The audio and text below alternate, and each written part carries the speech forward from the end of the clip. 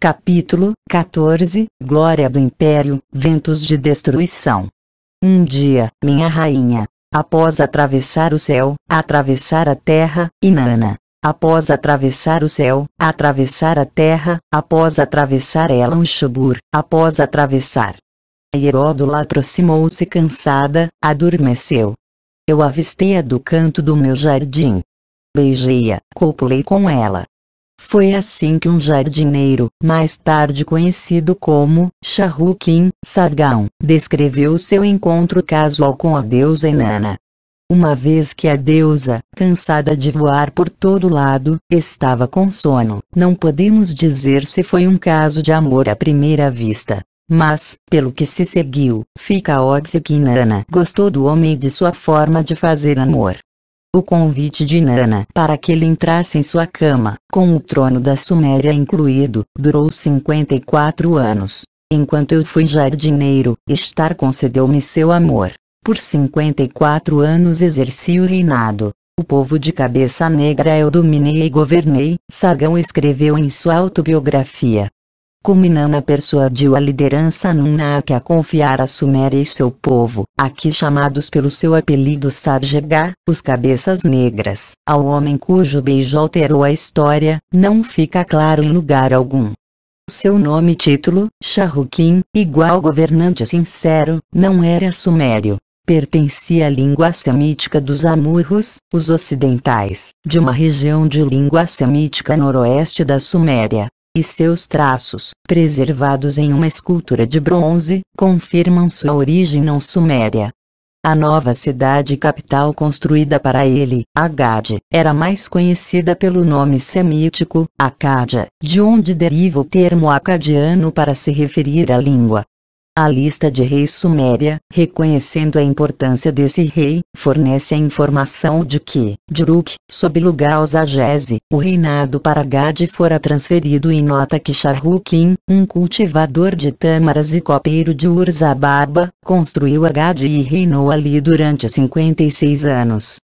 A posição de copeiro era um posto de alto escalão e de grande confiança, geralmente ocupado por um príncipe nas cortes reais não apenas da Mesopotâmia e Egito, mas em outras partes do mundo antigo. Era assim mesmo em Nibiru, onde Anu servia como copeiro, Jalalu. De fato, algumas das primeiras representações pictóricas sumérias, que os estudiosos chamaram de cenas de libação, poderiam ser representações de um deus, apresentado nu para mostrar total subserviência, atuando como copeiro, para uma divindade. Ur-Zababa era rei em Kish, e a afirmação implica que Sargon era príncipe real ali.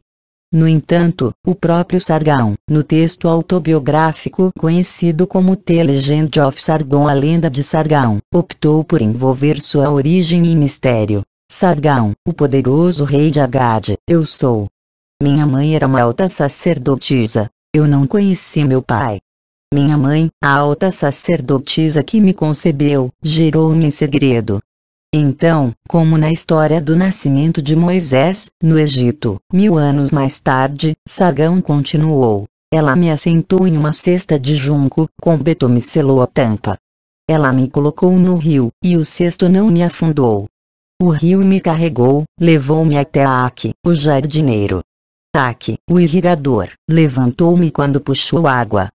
Aki, o irrigador, tomou-me como um filho e me criou. Aki, o irrigador, nomeou-me seu jardineiro. A explicação para a estranha esquiva de Sargon em reivindicar o status de príncipe pode estar no fato de que, na época, a própria filha de Sargon, Enheduanna, servia como alta sacerdotisa em Hieródula no templo do deus Nannar-Sin, em Ur, uma posição considerada de grande honra. Ao reivindicar a mesma posição para sua mãe, Sargon deixou aberta a possibilidade de que seu pai desconhecido poderia ter sido um deus, o que faria dele, Sargon, um semideus. É muito possível que a ascendência amorita de Sargon fosse um ponto favorável, em vista das pressões na Suméria por parte dos migrantes vindos do oeste e do noroeste. O mesmo raciocínio, de tornar adversários parte da família, levou, provavelmente, à decisão de estabelecer uma capital nacional nova e neutra cujo nome significaria união. Sua localização marcaria o acréscimo dos territórios chamados Acádia, ao norte da antiga Suméria, com o objetivo de criar uma nova entidade geopolítica denominada Suméria e Acádia. E, dali em diante, Inanna passou a ser amplamente conhecida por seu nome acadiano, Ishtar.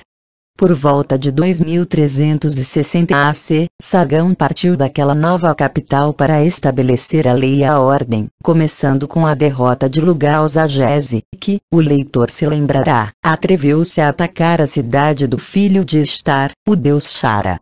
Subjugando uma cidade atrás da outra, ele voltou sua bravura contra regiões vizinhas. Para citar um texto conhecido como T. Sargon Chronicles, as Crônicas de Sargão, Shahrukin, rei de Agade, subiu ao poder na era de Ishtar. Não tinha nem rival nem oponente. Ele espalhou seu olhar, que inspirava terror, por todos os países. Atravessou o oceano a leste. Conquistou o país a ocidente, em sua máxima extensão. Pela primeira vez, desde o início milênios antes, toda a primeira região era governada com firmeza a partir de uma capital nacional, desde o Mar Superior, o Mediterrâneo, até o Mar Inferior, o Mar do Leste, o Golfo Pérsico. Ali, estabeleceu-se o primeiro império conhecido historicamente, e que império era aquele? Inscrições e evidências arqueológicas confirmam que o domínio de Sargão se estendia da costa do Mediterrâneo, ao ocidente, atingia o rio Tabur, na Ásia Menor ao norte, regiões a nordeste que mais tarde se tornariam na Síria, e sítios na costa a leste do Golfo Pérsico. E, embora Sargão reconhecesse, quando necessário, a autoridade de Enlil, Ninurta, Haddad, Nanariutu, suas conquistas eram desempenhadas com cuidado pela ordem de Minha Senhora, a divina Ishtar. Tratava-se de fato, como as inscrições diziam, da era de Ishtar. Como capital imperial, Agade era uma grandeza digna de se ver. Naqueles dias, relatava um texto sumério, Agade estava repleta de riquezas de metais preciosos, de cobre, chumbo e pranchas de lápis lazuli. Seus celeiros estavam lotados, seus anciões eram dotados com sabedoria, suas anciãs eram dotadas com eloquência, seus rapazes eram dotados com a força das armas. Suas crianças eram dotadas com corações alegres, a cidade estava repleta de música. Um novo e grandioso templo para citar deixava claro qual divindade reinava sobre tudo aquilo. Em Agade, um texto sumério historiográfico declarava, a sagrada Inanna erigiu um templo como sua morada. No templo resplandecente ela colocou um trono. Era a joia da coroa dos santuários dedicados a ela que tinham de ser erigidos em quase todas as cidades sumérias, excedendo em brilho até o sagrado Eanna, em Uruk. E isso foi um erro. Sargão também, tornando-se arrogante e demasiado ambicioso, começou a cometer graves erros, incluindo o de enviar suas tropas para cidades controladas por Ninurta e Haddad. E, então, cometeu um equívoco fatal: profanar a Babilônia. O território designado Acádia, ao norte da antiga Suméria, incluía o sítio da Babilônia, o mesmo lugar onde Marduk, buscando supremacia, tentara construir sua própria torre de lançamento, o incidente da Torre de Babel. Agora, Sargão tirava o solo das fundações da Babilônia e construía, sobre o solo, outra Babeli, perto de Agade. Para compreender a severidade do seu ato não autorizado, precisamos relembrar que Babeli, como a Babilônia era chamada em Acádia, significava portal dos deuses, um lugar santificado, e que Marduk foi persuadido a desistir da tentativa sob a condição de que o local seria deixado intacto, como solo sagrado.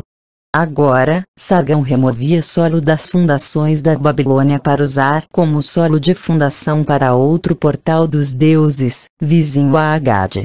O sacrilégio naturalmente enfureceu Marduk, e reacendeu os conflitos entre os clãs. Mas Sargão não apenas quebrara o tabu em relação à Babilônia, ele também planejava criar em Agade o seu, ou de Nana, próprio portal dos deuses. E isso enfureceu Enlil. O resultado, a remoção imediata, e morte, de Sargão, não terminou com a Era de Estar. Com o consentimento de Enlil, ela colocou o filho de Sargão, Rimush, no trono em Agade. Mas ele foi substituído, 9 anos depois, por seu irmão, Manishtushu, que permaneceu 15 anos no poder. Então, Naram-Sin, filho de Manishtushu, ascendeu ao trono, e, mais uma vez, Inanna-Estar tinha como rei um homem de sua escolha. Naram-Sin, cujo nome teofórico significava aquele que o deus Sol ama, usava o nome acadiano Sin do pai de Inanna, em vez do sumério Nanar.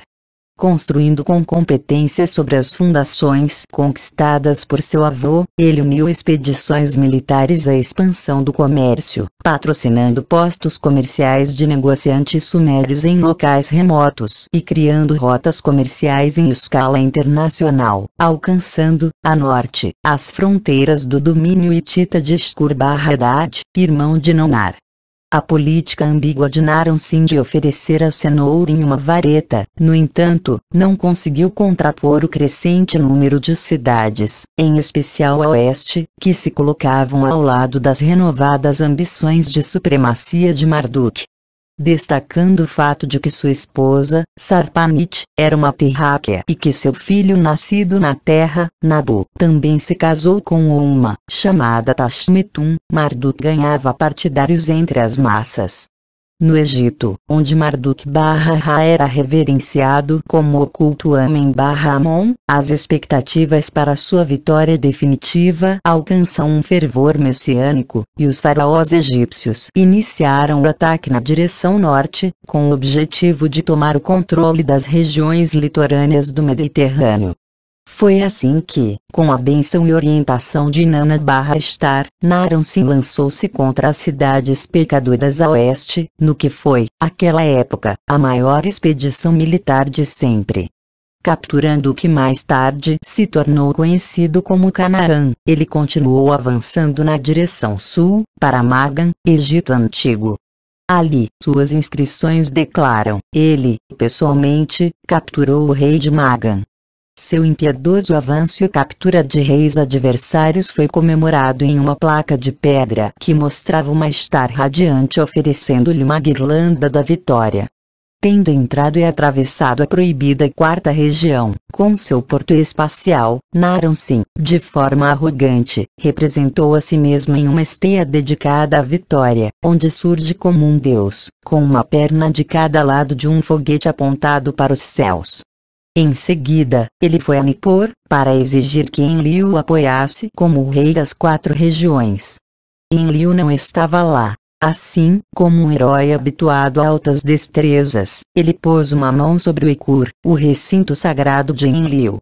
Estes eram atos sem precedentes de desobediência e sacrilégio. A reação de Enlil é detalhada em um texto conhecido como Tecurcio Fagad, a maldição da Gade. Ele convocou a liderança Anunnaki para uma assembleia. Todos os grandes deuses, incluindo Enki, compareceram, mas Inanna não apareceu. Escondida no venerado templo de Ana, em Uruk, ela enviou palavras desafiadoras, exigindo que os deuses a declarassem grande rainha das rainhas, a suprema divindade feminina. O reinado celestial foi arrebatado por uma mulher. O texto antigo notou com admiração: Inanna alterou as regras do sagrado Anu. Em assembleia, a decisão dos deuses foi tomada, por um fim em tudo aquilo varrendo Agade da face da terra. Tropas de Gutum, leais a Ninurta, uma região para além das montanhas de Zagros, foram trazidas, e de maneira sistemática, destruíram Agade para que fosse esquecida. Os deuses decretaram que seus restos nunca deveriam ser encontrados. E, de fato, até hoje, ninguém sabe ao certo onde Agade ficava localizada.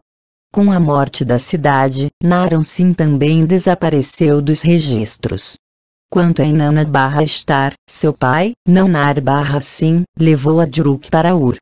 Sua mãe, Ningal, recebeu-a de volta na entrada do templo. Chega de inovações para Inanna, ela disse, de acordo com os textos. Sua casa seria com a família de Nannar, no recinto sagrado de Ur.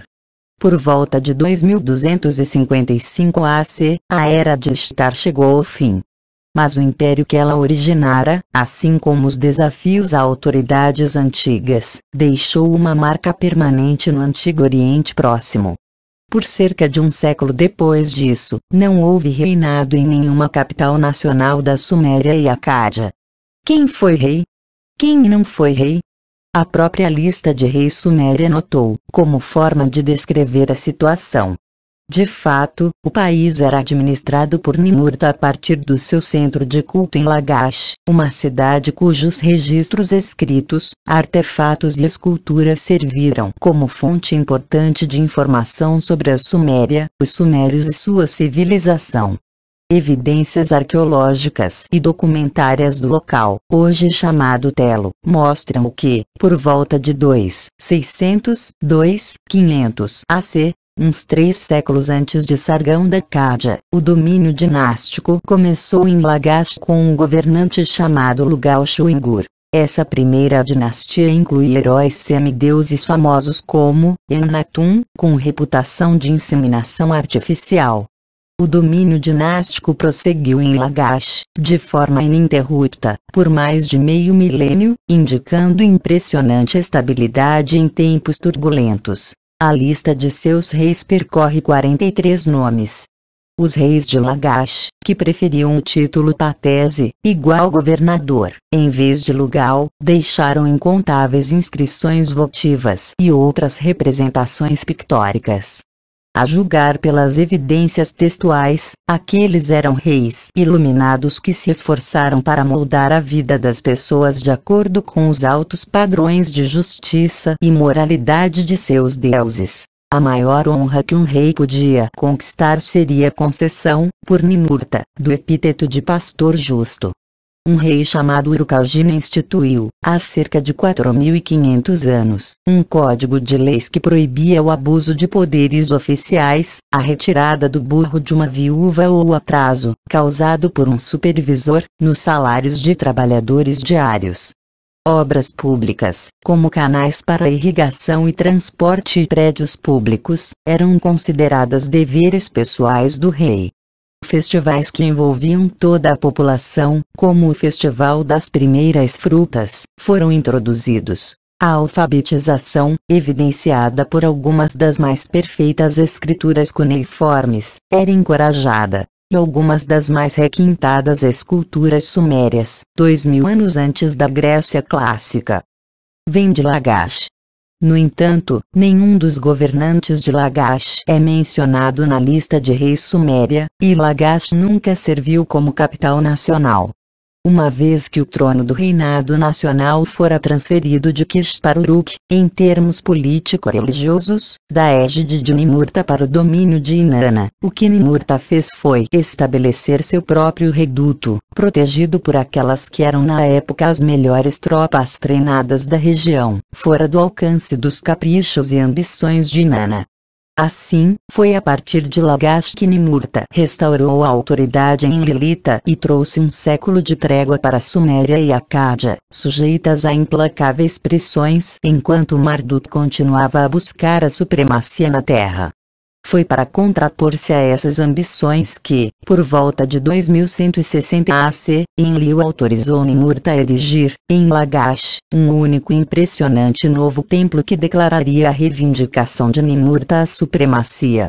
Para deixar isso claro, o templo se chamaria Eninno, Casa/Templo dos 50, confirmando Ninurta como o próximo Enlil com a classificação de 50, logo abaixo dos 60 de Anu.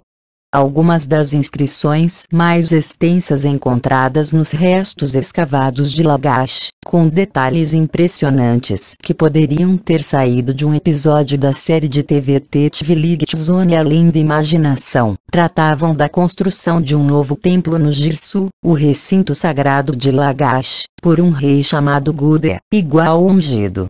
A história, que está registrada em cilindros de argila hoje em exposição no Museu do Louvre, em Paris, começa com um sonho que Gudea teve. Nele, um homem, brilhante e resplandecente como o céu, que usava o enfeite de cabeça de um deus, apareceu e mandou Gudea construir-lhe um templo. Uma mulher, transportando a estrutura de um templo em sua cabeça, surgiu em seguida. Segurando uma tabuleta que continha um mapa celestial, ela apontou para uma estrela específica. Depois, uma segunda divindade masculina apareceu, segurando, em uma mão, uma tabuleta com um desenho e, na outra, um tijolo para construção. Despertado, Gudea ficou espantado ao descobrir a tabuleta com o desenho reclinada em seu colo, e o tijolo para construção em uma cesta ao seu lado. Completamente perplexo com a experiência, comemorada por ele em uma de suas estátuas, Gudea viajou até a Casa de Resolução dos Destinos, morada da deusa Nina em seu centro de culto, Sirara, e pediu-lhe que solucionasse o sonho e o significado dos objetos que surgiram do nada.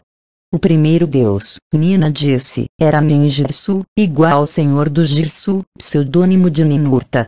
Que tu construas um novo templo, ele ordena. A deusa Nisaba, para construir o templo em conformidade com o planeta sagrado, ela te instrui. O outro deus é Ningishzida, o tijolo sagrado que ele lhe ofereceu deverá ser usado como molde. A cesta significa que você foi designado para a tarefa da construção. A tabuleta com o desenho é o projeto arquitetônico do templo de 7 andares. Seu nome, ela disse, deverá ser Inino. Enquanto a maioria dos outros reis se orgulhava em reparar templos existentes, a escolha de Gudea para construir um templo totalmente novo, a começar pela fundação, era uma honra incomum. Com prazer, ele partiu para construí-lo, mobilizando toda a população para o projeto. Os requisitos arquitetônicos, ele descobriu, não eram nada simples. Deveria haver no topo uma cúpula para observação, moldada como a abóbada do céu, para determinar as posições planetárias e das estrelas após o anoitecer, e no átrio, 2 círculos de pedra deveriam ser erguidos para determinar as constelações no momento do nascer do sol no dia do equinócio.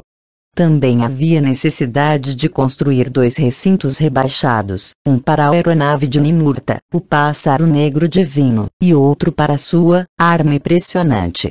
Em suas instruções claramente escritas em sumério perfeito, Gudea afirma que teve de procurar as divindades repetidas vezes para orientação, e não dormiu bem até que a obra estivesse acabada.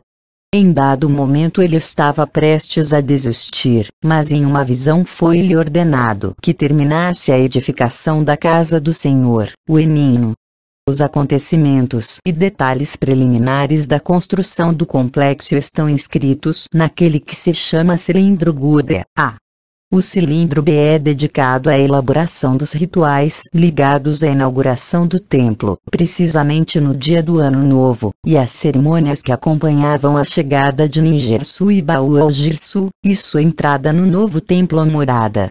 O texto termina com o registro de uma bênção de Gudea para Baal, em gratidão pelos seus esforços na construção. Sua recompensa era o Nantimuna Sud, seu tempo de vida permanente prolongado sem uma explicação de como fora concedido. Apresentando-se no cilindro, Gudea afirma que a deusa Nina, filha de Enlil e Ninlil, meia-irmã de Ninurta, era sua mãe, chamando-a repetidas vezes de minha mãe. E, na benção de Baal, no final do cilindro B, ela se referiu a ele 2 vezes como filho de Nina. Esses textos também esclareceram seu nascimento. A deusa Nina gerou por meio da semente implantada em seu ventre pela deusa Baal. O meu germe recebeste dentro de ti, em um local sagrado tu me geraste, ele disse a Nina. Ele era uma criança por Baal gerada.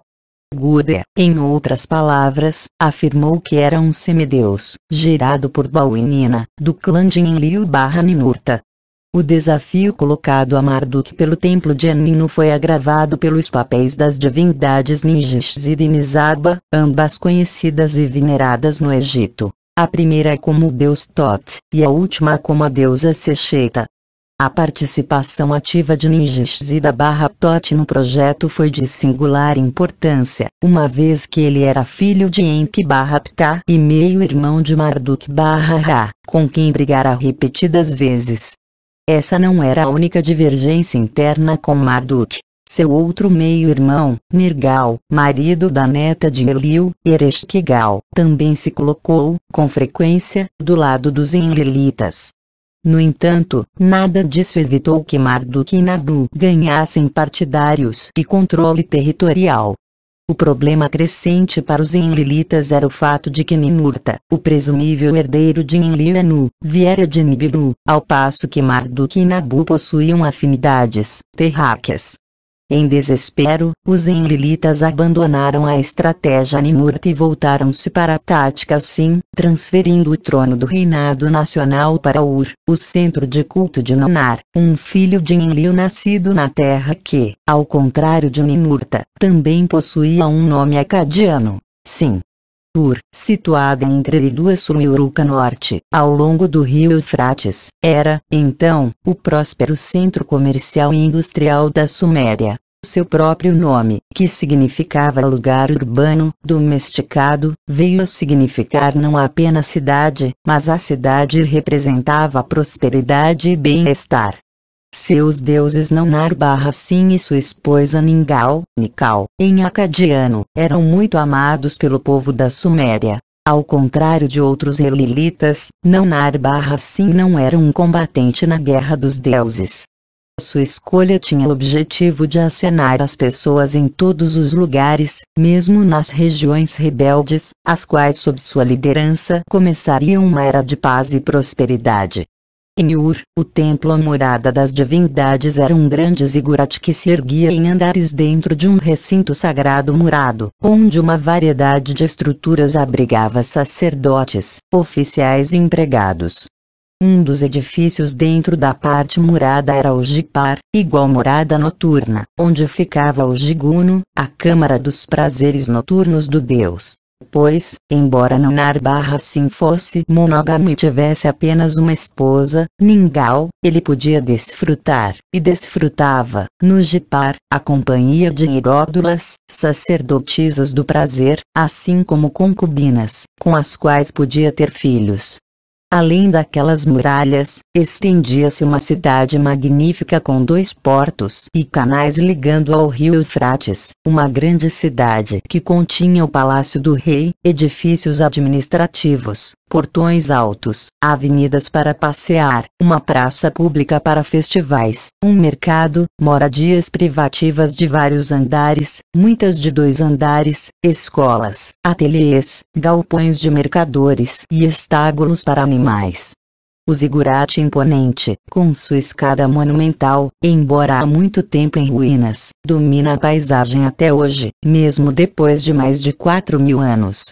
Devemos observar que Ur era Ur dos caldeus, onde começou a história bíblica de Abraão, o hebreu, o ponto de partida de sua migração para Arã, e de lá, para Canaã. Nascido em Nippor, Abrão cresceu em Ur, onde seu pai trabalhava como Tiru, um sacerdote profeta com habilidades em astronomia.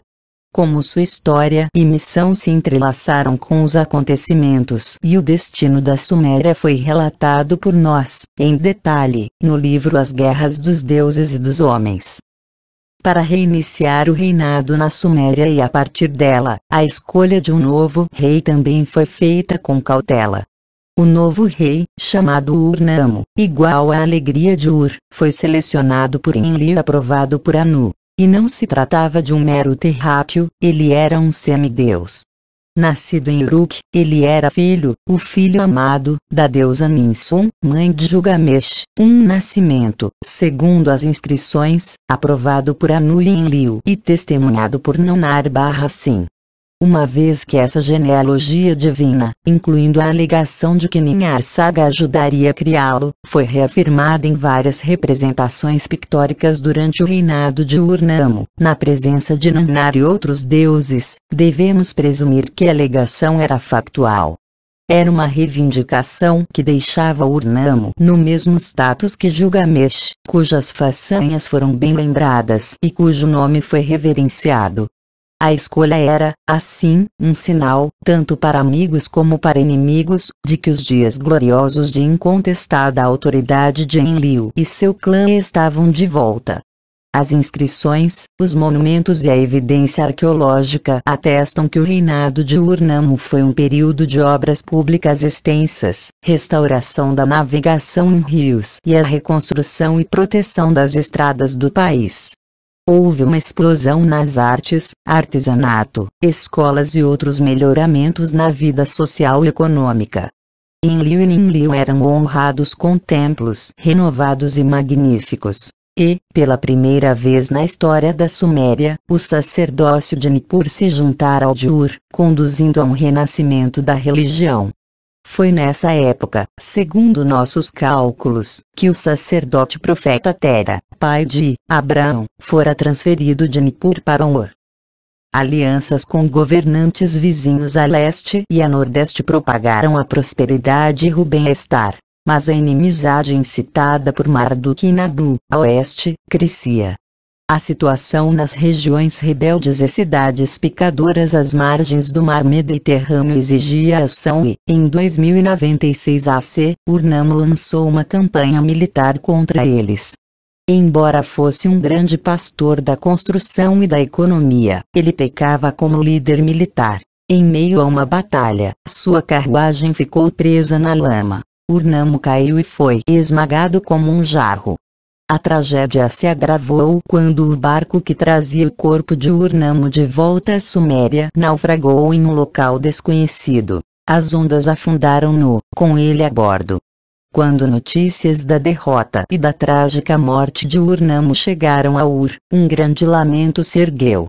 As pessoas não conseguiam compreender como um rei com devoção religiosa, um pastor justo, um semideus, poderia perecer de forma tão indigna. Por que o Senhor Nana não o segurou pela mão? Perguntaram. Porque Inanna, Senhora do Céu, não depositou seu nobre braço à volta da cabeça de Urnamo? Porque o valente Utu não o ajudou? Só poderia haver uma explicação plausível, os povos de Ur e da Suméria concluíram. Enlil, de forma enganadora, alterou seu decreto. Esses grandes deuses voltaram atrás com sua palavra, e a fé neles depositada foi profundamente abalada. Provavelmente não foi por acaso que, no momento exato da morte chocante de Urnamo, em 2096 AC, o pai de Abraão mudou a família de Ur para Harã, igual a Caravana, uma cidade importante na área que se ligava à terra dos hititas. Situada na nascente do rio Eufrates, e localizada no ponto de encontro entre as rotas de comércio internacional, terras militares e rotas fluviais, Harã estava cercada de pradarias férteis, perfeitas para o pastoreio. Ela foi fundada e estabelecida por comerciantes de Ur que iam ali em busca de lã de ovelha local, peles, couro, metais importados e pedras raras, e levavam para troca as famosas vestimentas e tapetes de Ur. A cidade também se gabava de possuir o segundo maior templo dedicado a Nannar-Sin depois de Ur, e era, com frequência, chamada de a Segunda Ur. A subida de Urnamo ao trono de Ur, em 2113 AC, conduziu a um período conhecido como Ur III. Foi o período mais glorioso da Suméria, e o intervalo de tempo em que o monoteísmo, a crença em um Deus Criador universal, criou suas raízes. Também foi o período mais trágico da Suméria, pois, antes de aquele século chegar ao fim, a Suméria deixou de existir. Após a morte trágica de Urnamo, o trono de Ur foi ocupado por seu filho Shuji. Ansioso para reivindicar o status de semideus, como o de seu pai, ele afirmou em suas inscrições que nascera sob auspícios divinos. O próprio deus Nannar arranjou para que a criança fosse concebida no templo de Enlil, em Nippur, por meio da união entre Urnamo e a alta sacerdotisa de Enlil, com o objetivo de que um pequeno Enlil, uma criança adequada para reinado e trono, fosse concebida. Ele adquiriu o hábito de chamar a deusa Ningal, esposa de Nanar, minha mãe, e Utu/Shamash, seu filho, meu irmão. Em seguida, afirmou em hinos autolaudatórios que um filho nascido de Ninsun eu sou, embora, em outro hino, ele fosse seu filho apenas por adoção. Essas versões diferentes e contraditórias questionam a validade de suas reivindicações a semideus. Os anais reais indicam que, tão logo ascendeu ao trono, Shuji enviou uma expedição nas províncias distantes, incluindo as regiões rebeldes. Mas suas armas eram propostas de negócio, paz e suas filhas para casamento. Sua rota abrangia os dois destinos do ainda reverenciado Gilgamesh: a península do Sinai, onde ficava o porto espacial, ao sul, e o local de aterrissagem, ao norte, respeitando, no entanto, a santidade da quarta região, sem penetrá-la. No caminho, ele parou para venerar no local dos oráculos sagrados, o lugar que conhecemos como Jerusalém. Tendo, assim, venerado os 3 sítios localizados em espaços próximos, ele seguiu o crescente fértil, a rota arqueada, leste-oeste, de migração e comércio imposta pela geografia e pelas fontes de água, e retornou à Suméria. Quando Shuji chegou a Ur, foi-lhe concedido, pelos deuses, o título de sumo sacerdote de Anu, sacerdote de Nanar. Ele tornou-se amigo de Utu/Shamash, então, foi-lhe dada a atenção pessoal de Iana/Estar, cuja morada era em Ur, desde o falecimento de Narun-Sin. A ofensiva pacífica de Shuji surtiu efeito por algum tempo, fazendo com que ele deixasse de lado os assuntos do Estado para se tornar amante de Inanna. Em inúmeras canções de amor encontradas nas ruínas de Ur, ele gabava-se de que Inanna concedeu-me sua vulva, em seu templo. Mas, enquanto Shuji negligenciava os assuntos do Estado para entregar-se a prazeres pessoais, a agitação nas regiões rebeldes crescia novamente.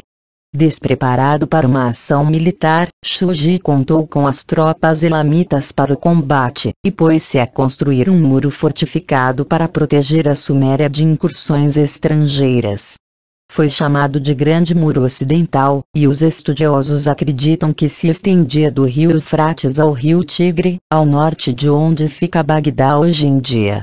Um resultado não intencional disso foi que o coração da Suméria se separou das províncias ao norte. Em 2048 AC, os deuses, liderados por Enlil, cansaram-se dos fracassos estatais e da doce vida pessoal de Shuji e decretaram-lhe a morte de um pecador. De maneira significativa, foi exatamente nesse momento que, por ordem divina, Abraão trocou Harã por Canaã. Também no mesmo ano, 2048 AC, Marduk chegou a Harã, tornando-a seu quartel-general pelos próximos 24 anos. Sua chegada ali, registrada em uma tabuleta de argila bem preservada, representava um desafio novo e direto para a hegemonia enlilita. Além de significado militar, a mudança privou a Suméria de seus laços comerciais vitais para a economia. Uma Suméria encolhida, agora estava ameaçada. A jogada de xadrez de Marduk para estabelecer seu posto de comando em Harã permitiu a Nabu mobilizar suas cidades, em direção ao Grande Mar, para seguir seu curso. Nomes de sítios individuais revelam que aqueles lugares incluíam os de suma importância: o local de aterrissagem, no Líbano, e o controle da missão, na cidade de Shalem, ou melhor, Jerusalém. E, em seguida, Marduk alegou que a região do porto espacial deixava de ser neutra, deveria ser considerada domínio de Marduk e Nabu. Com o Egito como seu domínio original, Marduk, agora, controlava todas as instalações relacionadas com o espaço. Os enlilitas, de forma compreensível, não podiam aceitar tal situação. O sucessor de Shuji, seu filho Amar-Sin, não perdeu tempo em lançar uma expedição militar atrás da outra, culminando em uma notável e ambiciosa expedição para punir as regiões rebeldes do oeste à bíblica Canaã. E foi assim que no 7º ano de seu reinado, em 2041 AC, Amarsim liderou uma grande aliança militar contra as cidades picadoras no oeste, incluindo Sodoma e Gomorra, na esperança de reconquistar o controle do porto espacial. Ele era, como sugeri no livro As Guerras dos Deuses e dos Homens Anraf do Gênesis 14. O conflito foi registrado pela Bíblia como a Guerra dos Reis do Leste contra os Reis do Oeste. Naquela que foi a primeira grande guerra internacional da antiguidade, Abraão era um participante, comandando uma cavalaria de montadores de camelos chamada Ishnar, uma interpretação hebraica literal do sumério lunar, igual cavaleiro. Ele evitou que os invasores chegassem ao porto espacial. Em seguida, perseguiu os invasores, que recuaram até Damasco, hoje, a Síria, para resgatar seu sobrinho Lot, que haviam levado como prisioneiro em Sodoma. O conflito entre os deuses estava se tornando, claramente, uma guerra entre várias nações. Amarsim morreu em 2039 AC, abatido não apenas por uma lança inimiga, mas pela picada de um escorpião. Ele foi substituído por seu irmão, Shusim. Os dados dos seus 9 anos de reinado registram 2 incursões militares na direção norte, mas nenhuma a oeste. Eles citam mais suas medidas defensivas. Ele contou, principalmente, com a construção de novas seções do Muro do Oeste. As defesas, no entanto, eram levadas cada vez mais próximas da região central da Suméria, enquanto o território controlado por Ur continuava encolhendo. Quando o próximo, e último, rei do período Ur III, Ibissem, ascendeu ao trono, em 2029 AC, invasores vindos do oeste abriram caminho através da parede protetora e combateram com a legião estrangeira de Ur, tropas elamitas, no território da Suméria. Conduzindo e incitando os habitantes do oeste, estava Nabu. Seu pai divino, o próprio Marduk, esperava em Harran pela recaptura da Babilônia. As antigas razões para buscar a supremacia, começando com seu pai, Enki, sendo privado dos direitos de sucessão, Marduk acrescentava, agora, um argumento celestial, afirmando que seu momento de supremacia chegara porque a era zodiacal de Touro, de Enlil, estava acabando, e a era de Ra, Ares, estava nascendo. De forma irônica, foram seus próprios 2 irmãos que mostraram que a constelação zodiacal de Ra ainda não havia começado astronomicamente. Ninjishzida assim o afirmou de seu observatório em Lagash, e Nergal também, a partir da estação científica do mundo inferior. Mas a descoberta de seus irmãos apenas enfureceu Marduk e intensificou o recrutamento de guerreiros feito por Nabu, para Marduk. Frustrado e desesperado, Enlil convocou os grandes deuses para uma assembleia de emergência. Ela aprovou medidas extraordinárias que mudaram, para sempre, o futuro. De forma surpreendente, vários registros escritos da antiguidade sobreviveram, fornecendo-nos não apenas um esboço dos acontecimentos, mas grandes detalhes sobre as batalhas, as estratégias, as discussões, os argumentos, os participantes e suas jogadas, e as decisões cruciais que resultaram na mais profunda reviravolta na Terra desde o dilúvio. Expandidas pelas fórmulas das datas e várias outras referências, as fontes principais para a reconstrução desses acontecimentos dramáticos são os capítulos relevantes do Gênesis. As afirmações de Marduk em um texto conhecido como a Profecia de Marduk, um grupo de tabuletas da coleção Spartoli do Museu Britânico, conhecidas como os textos Kedorlaomer. E um longo texto histórico/autobiográfico ditado pelo deus Nergal ao seu confiável escriba, um texto conhecido como Erraepos. Como em um filme, em geral um suspense com morte, no qual as várias testemunhas oculares, e principais, descrevem o mesmo acontecimento não exatamente da mesma maneira, mas de onde a verdadeira história emerge, somos capazes de recuperar os fatos reais desse caso. Marduk, sabemos por meio dessas fontes, não compareceu em pessoa ao conselho de emergência convocado por Enlil, mas enviou-lhes um apelo no qual perguntava repetidas vezes: até quando? O ano 2024 AC marcava o 72º aniversário de sua vida em fuga, o tempo que o ciclo zodiacal leva para se mover um grau. Passaram-se 24 anos desde que ele iniciara a espera em Arran. E ele perguntava: até quando? Quando terminarão meus dias de divagação? Chamado para tratar do caso Elilita, Ninurta depositou toda a culpa em Marduk, acusando até seus seguidores de denegrir o templo de Enlil, em Nippur. As acusações de Nannar-Sim eram, sobretudo, contra Nabu. Nabu foi convocado, e perante os deuses o filho de seu pai surgiu.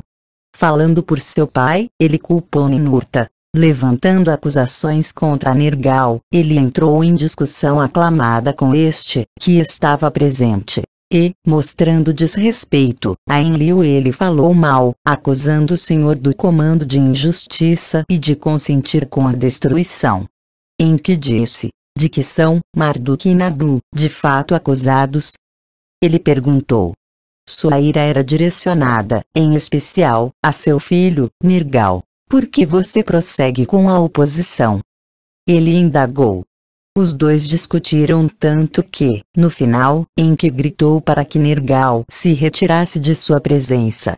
Foi então que Nergal, difamado por Marduk e Nabu, mandado por seu pai, Enki, consultando a si mesmo, teve a ideia de recorrer às armas extraordinárias. Ele não sabia onde estavam escondidas, mas tinha conhecimento de que elas existiam na terra, trancadas em algum local secreto subterrâneo, segundo um texto catalogado como linha CTXVI 44-46, em algum lugar na África, domínio de seu irmão Gigil. Com base em nossos atuais níveis de tecnologia, essas armas podem ser descritas como 7 dispositivos nucleares. Cobertas de terror, com brilho elas avançavam. Foram trazidas para a Terra, de forma não intencional, de Nibiru, pelo fugitivo Alalu, e escondidas em algum local secreto, há muito tempo, em que sabia onde, e Enlil também. Reunindo-se outra vez para um conselho de guerra, os deuses, indeferindo Enki, votaram a favor de seguir a sugestão de Nergal e desferir em Marduk um golpe punitivo.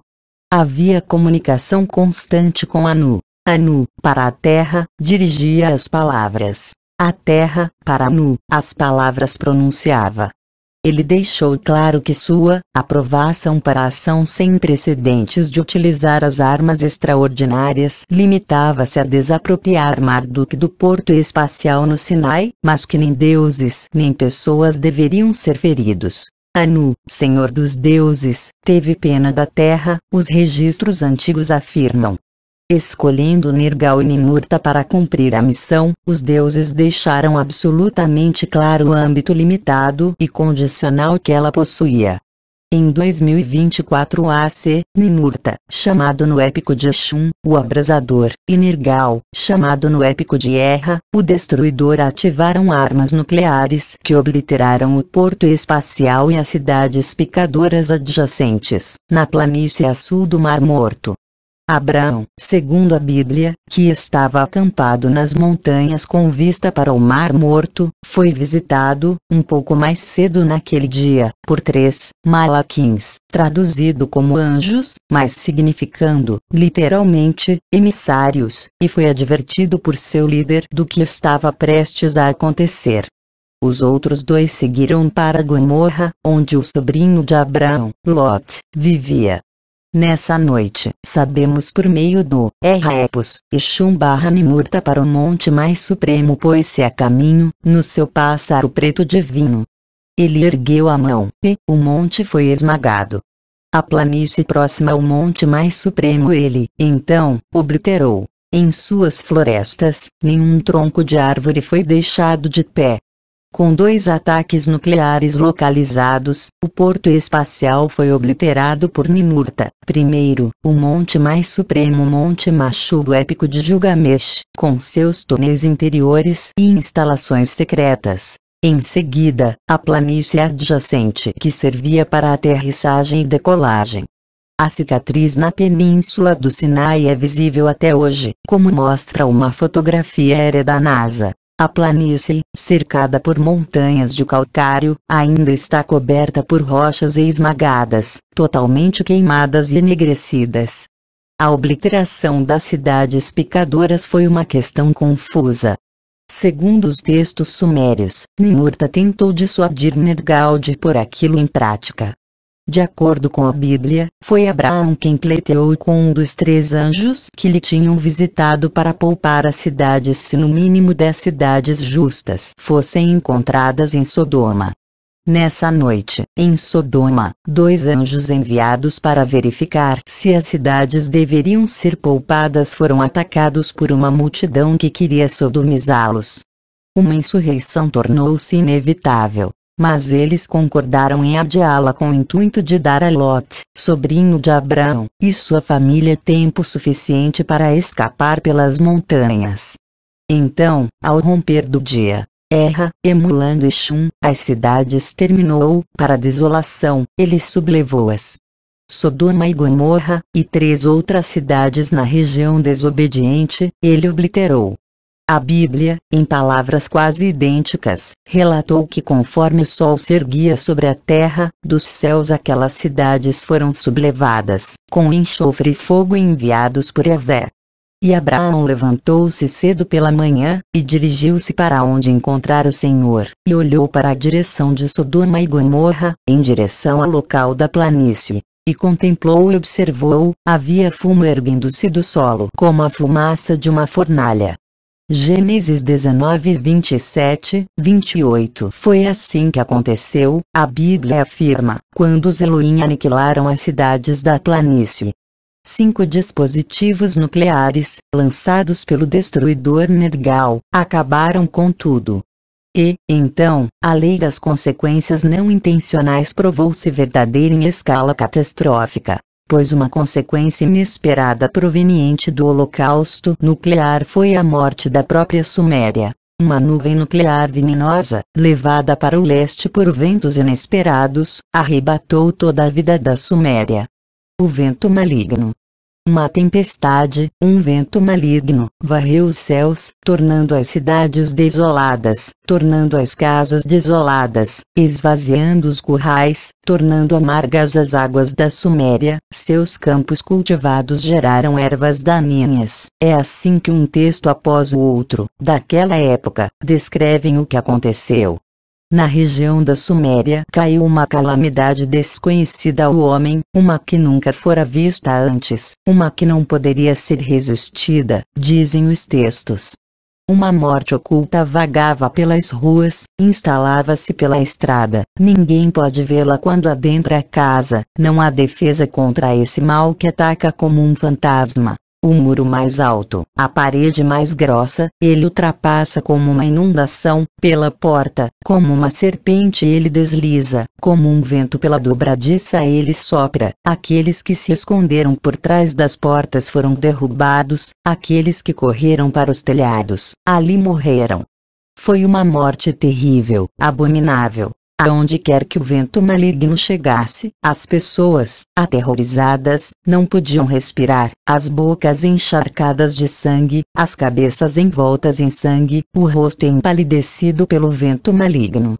Não se tratava de uma calamidade natural. Foi uma grande tempestade decretada por Anu, ela viera do coração de Enlil. Foi o resultado de uma explosão. Um estouro maligno foi precursor da dolorosa tempestade. Ela foi motivada por dispositivos nucleares, causada por 7 armas extraordinárias no lampejo de um relâmpago. E ela veio da planície do Mar Morto. Da planície sem piedade, ela viera. Advertidos da direção do vento maligno, os deuses fugiram da Suméria em pânico. Longos textos de lamentação, como a lamentação sobre a destruição da Suméria e Ur, listam as cidades e os templos que foram abandonados ao vento e descrevem a pressa, o pânico e o pesar com que cada divindade partia, incapaz de ajudar as pessoas. Do meu templo, como um pássaro tive de fugir, e Nana lamentou. Por trás dos templos, casas, estábulos, todos os edifícios permaneceram de pé, mas tudo o que tinha vida, pessoas, animais, vegetação, morreu. Textos escritos mesmo em séculos posteriores relembram aquele dia, quando uma nuvem de poeira radioativa atingiu a Suméria. O dia em que os céus foram esmagados e a terra foi afetada, sua face obliterada pelo turbilhão. Ur tornou-se uma cidade estranha, seu templo tornou-se um templo de lágrimas, escreveu Ningal, choroso, em uma lamentação sobre a destruição de Ur. Ur e seu povo foram lançados ao vento.